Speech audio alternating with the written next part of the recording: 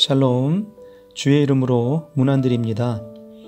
오늘 우리가 함께 나눌 말씀은 중심을 보시는 하나님 앞에서 라는 제목으로 사무엘상 16장 7절 말씀을 나누고자 합니다.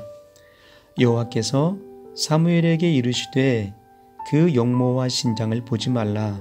내가 이미 그를 버렸노라. 나의 보는 것은 사람과 같지 아니하니 사람은 외모를 보거니와 나 여호와는 중심을 보느니라. 아멘. 사람은 외모를 중시합니다.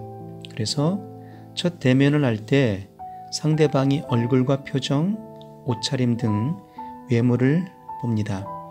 물론 외모라 함은 겉모습뿐만 아니라 그 사람의 지위, 재산, 학식, 재능, 미모 등 외부에 나타나는 모든 것을 포함하는 것을 말합니다.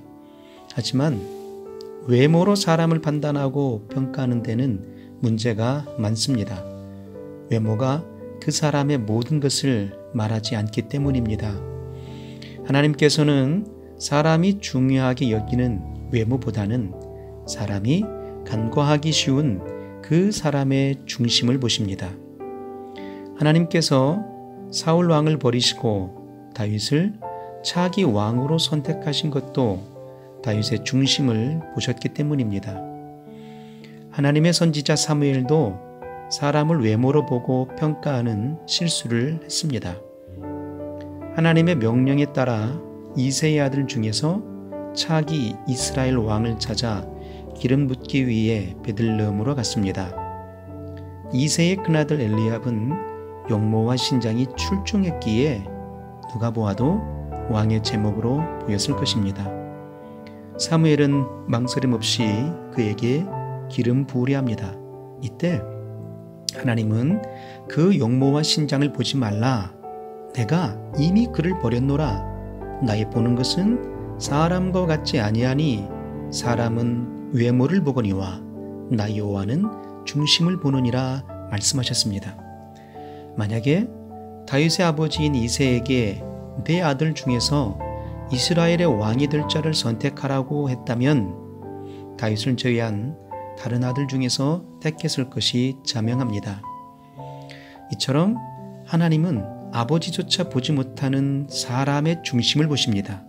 더욱이 하나님은 사람의 중심을 보실 뿐만 아니라 마음을 저울질하시는 분입니다.